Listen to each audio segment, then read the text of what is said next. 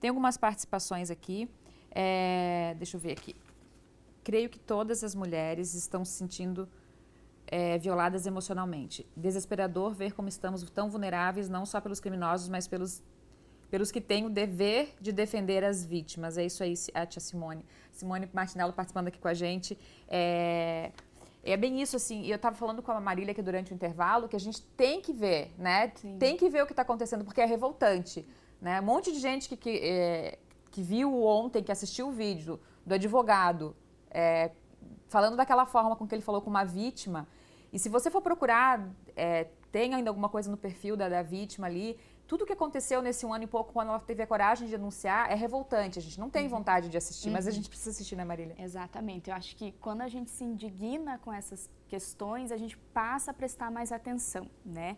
E é uma coisa extremamente revoltante, mas que escancara o problema por que não existe a denúncia, né? Então, a nossa principal preocupação agora é justamente pensar que esse caso, ele não prejudique essa ideia de que a gente precisa denunciar. É justamente o contrário, que a gente precisa fazer isso. Então, é justamente que a ideia de você colocar as coisas que aconteceram com você, de você denunciar, seja quem quer que foi que fez esse crime, é muito importante, porque a gente já tem uma subnotificação em qualquer tipo de violência contra a mulher e isso só prejudica o combate a esse tipo de violência. Então, que as pessoas utilizem esse exemplo para que elas possam correr atrás dos seus direitos, que elas realmente denunciem e que a gente não fique simplesmente assistindo, né, e que a gente apoie essa causa também.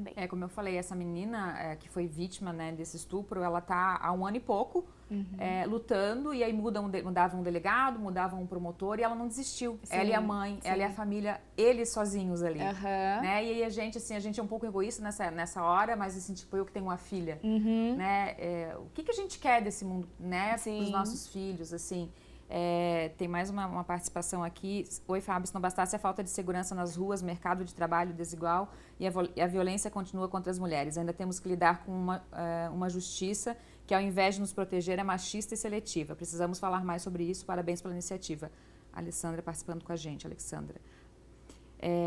Tem outras mensagens chegando aqui, mas eu quero aproveitar a Marília a Marília tem números também, né? Sim. E esse ano a gente já falou no começo da pandemia, sim, que por conta da pandemia das pessoas estarem mais em casa, aumentou o número de violência contra a mulher, o número de violência doméstica. Como é que estão esses números agora, Marília? Então, num nível nacional, até a metade do ano já foi registrado mais de 8.000 estupros no Brasil. Então, além de nós sermos o 5º país que mais mata mulheres no mundo, que a gente tem uma epidemia de violência contra a mulher, a gente ainda tem toda essa realidade da questão do estupro e que é relativizado pela cultura do estupro, como a gente estava falando. E eu acho importante destacar também, vindo desse caso, né, como as mulheres não estão nesses espaços de poder, não estão nesses espaços de decisão, né? Então a gente questiona, será que se as mulheres ocupassem mais esses espaços, né, a gente teria tanta impunidade em relação a isso? Com certeza não, né? A gente mudaria muita coisa, porque quem faz as leis é a maioria homens, né? Quem está nesses espaços de decisão nos poderes judiciário, legislativo e executivo são homens. Então, infelizmente, não se tem uma noção da realidade e da questão da mulher. Por mais empático que seja a pessoa, a gente precisa ter mais mulheres nesses espaços de poder. E a covardia continua, né? Exatamente. É inadmissível, é aterrorizante aquele advogado falando daquela forma.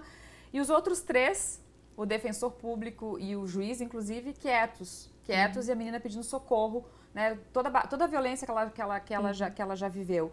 E aí, pra gente encerrar, Marília, pra gente falar um pouquinho da cultura do estupro, que é o que a gente tem que combater para que não, né, que não chegue a esses casos, assim, lembrar que... E a gente ouve muito isso, né? Ah, foi estuprada, o marido matou... Ah, mas ela merecia. Sim. Mas, tava de shorts curto. Gente, ela podia estar pelada na rua. Sim. Né? É isso que a gente tem que conversar mais sobre isso, né? Esse senso comum, ele só é prejudicial ao combate à violência contra a mulher, seja ela física, sexual, moral, que também foi uma coisa que a gente viu ali de pegar as fotos e tudo mais, isso foi uma violência moral extrema, né? Então, a violência contra a mulher, ela só é tão resistente, ela só existe tanto atravessando séculos, porque as pessoas são coniventes com isso também. Então, acho que a gente precisa utilizar esses casos justamente para a gente entender qual é o nosso papel, o que eu estou reproduzindo. Quando eu digo para a menina, esse garoto aqui bateu em você porque ele gosta de você, você tem que cuidar da roupa que você sai, mas você não fala para o menino que é ele que tem que respeitar, a gente está sendo conivente e a gente está sendo cúmplice. Desde incentivar o menino a embaixo da escada para ver a calcinha da menina. Exatamente. Que é tão engraçado, né? Né? É a naturalização. E que a menina tem que cuidar com aquela roupa para não sofrer, ou para não ser olhada, para não ser vista. Exatamente. Né? E eu acredito que é isso, é só pela educação. Exato. Que a gente vai mudar, né, Marília? Exatamente. Como que está o trabalho do Conselho com a pandemia? Vocês estão conseguindo fazer alguma coisa? Como é que estão as ações de vocês?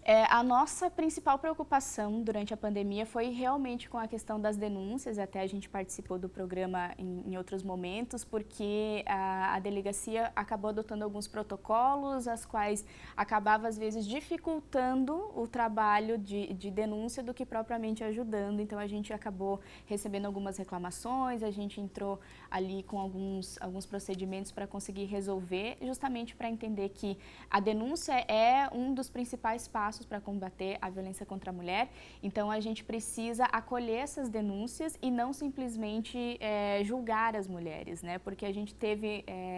A gente esbarra nisso também das pessoas que trabalham com essas questões. A gente montou, agora há pouco tempo, foi fundada a RAM, que é a Rede de Atendimento à Mulher de Chapecó, onde o Conselho, junto com todas as outras entidades que trabalham com isso, estamos nos organizando, estamos passando por um processo de formação, de conhecer o trabalho de cada um, para que a gente possa deixar cada vez mais efetivo esse trabalho.